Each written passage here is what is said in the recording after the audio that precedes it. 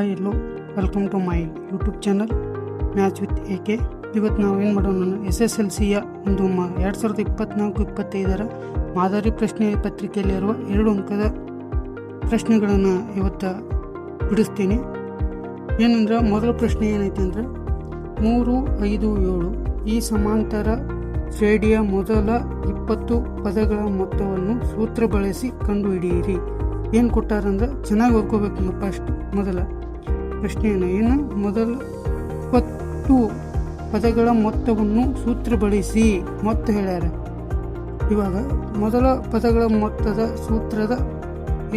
ಸೂತ್ರ ಏನೈತೆ ಅಂದ್ರೆ SN = N / 2 × A + N - 1 × D. ಈಗ ನಮ್ಗೆ N ಅಂದರೆ ಎಷ್ಟು ಕೊಟ್ಟಾರ, 20.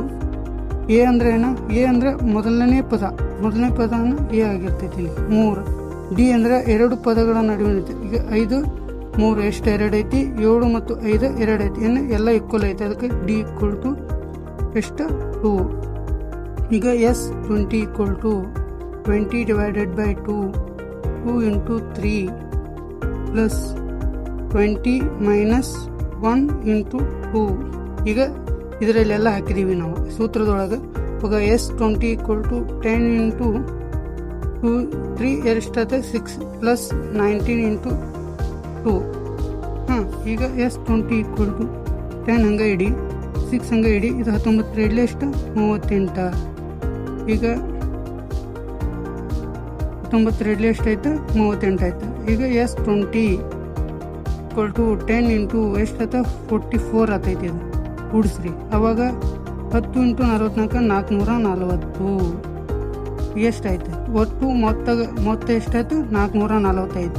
ಫಸ್ಟ್ ಪ್ರಶ್ನೆ ಪತ್ರಿಕೆಯನ್ನು ನೋಡ್ಕೊಳ್ಳಿ. ಮೊದಲ ಪದಗಳು ಕೇಳ್ಯಾರೋ, ಮೊದಲ 20 ಪದಗಳ ಮೊತ್ತ ಕೇಳ್ಯಾರೋ ಚೆನ್ನಾಗಿ ಓದ್ಕೋಬೇಕು. ನೆಕ್ಸ್ಟ್ ಮುಂದಿನ ಪ್ರಶ್ನೆಯನ್ನು ಈಗ ನೋಡೋಣ. ಈ ಕೆಳಗಿನ ಜೋಡಿ ರೇಖಾತ್ಮಕ ಸಮೀಕರಣವನ್ನು ಬಿಡಿಸಿ. 2 ರೇಖಾತ್ಮಕ ಸಮೀಕರಣ ಕೊಟ್ಟಾರ. ಅವ್ಯಾವ x + y = 8 ಮತ್ತು x - y = 2. ಈಗ ಅವನ್ನ ಬರ್ಕೊಂಡು x + y = 8 ಇದು ಒಂದನೇದಾಗಲಿ, x - y = 2 ಇದು ಎರಡನೇದಾಗಲಿ. ಈಗ ಈ 2 ರೇಖಾತ್ಮಕ ಸಮೀಕರಣಗಳನ್ನ ಏನು ಮಾಡ್ಬೇಕಂದ್ರೆ ಕೂಡಿಸ್ಬೇಕು. ಅವಾಗ x 2x ಆಯ್ತು. ಇದು y 2 ಕ್ಯಾನ್ಸಲ್ ಆಗ್ತಾವೆ. ಅವಾಗ 10 ಆಗ್ತೈತಿ. ಈಗ x = 10 / 2 x = ಎಷ್ಟಾಯ್ತು 5 ಆಯ್ತು. ಈ x = 5 ಅನ್ನ ಮೊದಲ ಈಗ ಒಂದನೇ ಸಮೀಕರಣ ಒಳಗೆ ಹಾಕೋಣ. ಎಷ್ಟಾದತಿ x 5 + y = 8. y ನ ಬೆಲೆ ಎಷ್ಟಾಯ್ತು 8 - 5 y = 8 - 5 ಅಂದರೆ ಎಷ್ಟು 3. ಈಗ ಈ 2 ವ್ಯಾಲ್ಯೂವನ್ನು ಎರಡನೇ ಸಮೀಕರಣವನ್ನು ಹಾಕೋಣ. ಎಷ್ಟು ಬರ್ತೈತಿ x - y = 2 ಐತಿ. x ವ್ಯಾಲ್ಯೂ ಎಷ್ಟೈತಿ ನಮ್ಗೆ 5 ಮೈನಸ್ y ವ್ಯಾಲ್ಯೂ ಎಷ್ಟೈತಿ 3 = 2 = 2 ಬಲಭಾಗ ಮತ್ತು ಎಡಭಾಗ ಈಕ್ವಲ್ ಆಯ್ತು. ಆದ್ದರಿಂದ ನಮ್ಮ x = 5 ಮತ್ತು y = 3 ಆಗಿರ್ತಾವ. ಈಗ ಮುಂದಿನ ಪ್ರಶ್ನೆ ಏನಂದ್ರೆ x²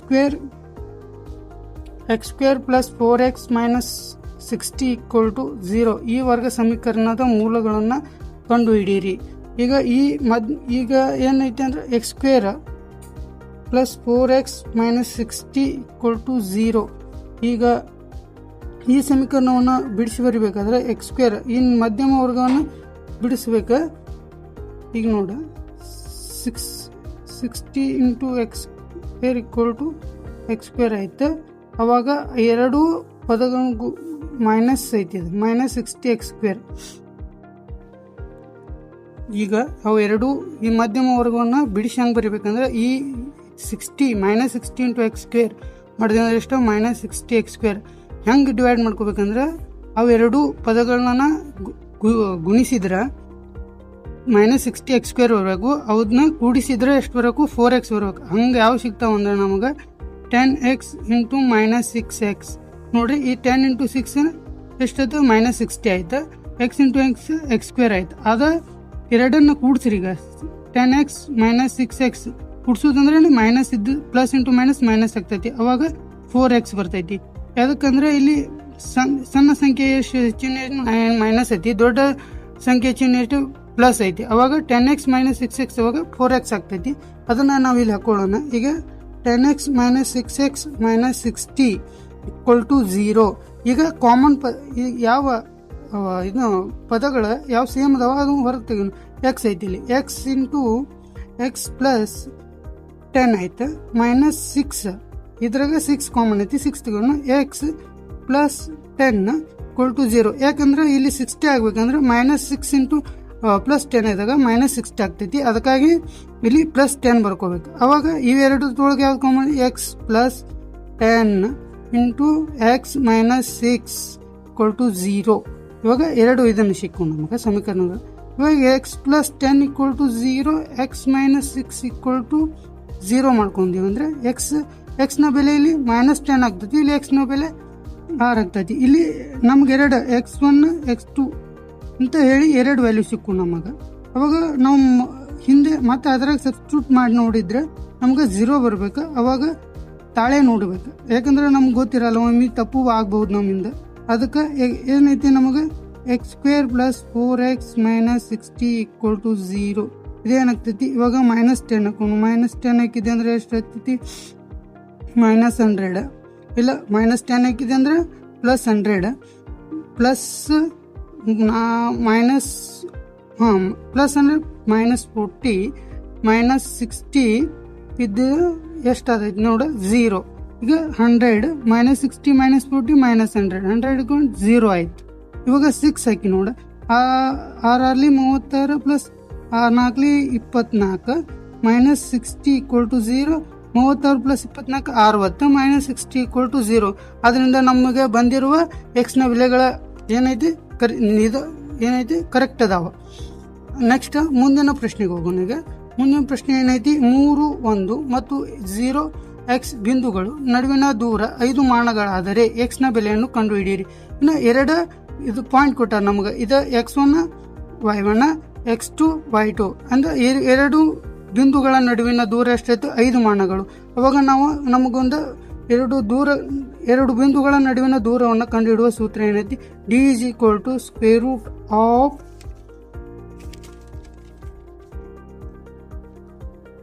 x2 minus x1 whole square plus y2 minus y1 whole square. ಅವಾಗ ಡಿ ಎಷ್ಟು ಕೊಟ್ಟಾರ, 5 ಕೊಟ್ಟಾರ. ನಾ ಹೇಳಿದ್ನೆ x1 ಅಂದ್ರೆ ಯಾವ್ದಾಗ್ತೈತಿ ಇಲ್ಲಿ, ಈಗ x2 ಅಂದ್ರೆ 0 ಮೈನಸ್ x1 ಅಂದ್ರೆ ಎಷ್ಟಾಗ್ತೈತಿ ನೋಡಿ, ಇಲ್ಲಿ x1 ಅಂದ್ರೆ ಇದು x2 ಅಂದ್ರೆ ಇದು, y1 ಅಂದ್ರೆ ಇದು, y2 ಅಂದ್ರೆ ಇದು. ಇವಾಗ x2 ವ್ಯಾಲ್ಯೂ ಎಷ್ಟು 0 ಐತಿ ನಮಗೆ. x1 ವ್ಯಾಲ್ಯೂ ಎಷ್ಟು 3 ಕೊಟ್ಟಾರ ಹೋಲ್ ಸ್ಕ್ವೇರ್ ಪ್ಲಸ್ ಇದು ಸ್ಕ್ವೇರ್ ರೂಟ್ y2 ವ್ಯಾಲ್ಯೂ ಎಷ್ಟು ಕೊಟ್ಟಾರ ನಮಗೆ, x ಕೊಟ್ಟಾರ. y1 ವ್ಯಾಲ್ಯೂ ಎಷ್ಟು -1 ಹೋಲ್ ಸ್ಕ್ವೇರ್. ಅವಾಗ ಎರಡು ಕಡೆ ವರ್ಗೀಕರಿಸಬೇಕು, ವರ್ಗ ಅಥವಾ ಇದನ್ನ ಸ್ಕ್ವೇರ್ ಮಾಡ್ಬೇಕಂತಾರ. ಇಂಗ್ಲಿಷ್ ಒಳಗೆ ಸ್ಕ್ವೇರ್ ಅಂತಾರ, ಇಲ್ಲ ವರ್ಗವನ್ನು ಮಾಡೋ ಅಂತಾರ. ಇವಾಗ ಇದು 5 ಸ್ಕ್ವೇರ್ ಆಯ್ತು. ಇದು ಸ್ಕ್ವೇರ್ ರೂಟ್ ಮತ್ತು ವರ್ಗೀಕರಿಸಿದಾಗ ಸ್ಕ್ವೇರ್ ರೂಟ್ ಅವರು ವರ್ಗಮೂಲ ಇದು ಹೋಗ್ತೈತಿ. ಅವಾಗ -3 whole square x -1 whole square. ಅವಾಗ 5 ಸ್ಕ್ವೇರ್ ಎಷ್ಟು, 5 ಸ್ಕ್ವೇರ್ ಎಷ್ಟಾಯ್ತು 25.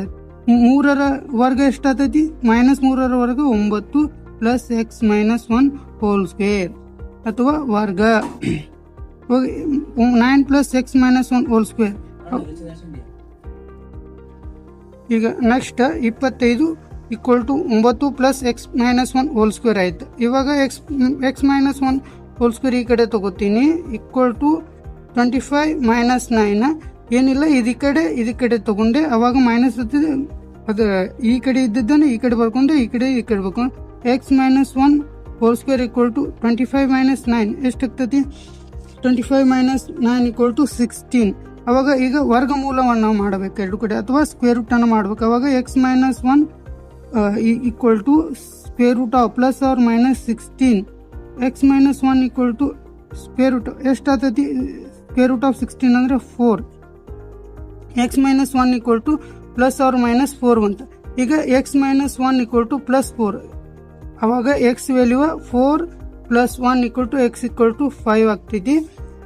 ಅದೇ ಎಕ್ಸ್ ಮೈನಸ್ 1 ಈಕ್ವಲ್ ಟು -4 ತಗೊಂಡೇವೆ ಅಂದರೆ X equal to -4 plus 1 equal to X equal to -3 ಆಗ್ತಾ ಇದೆ.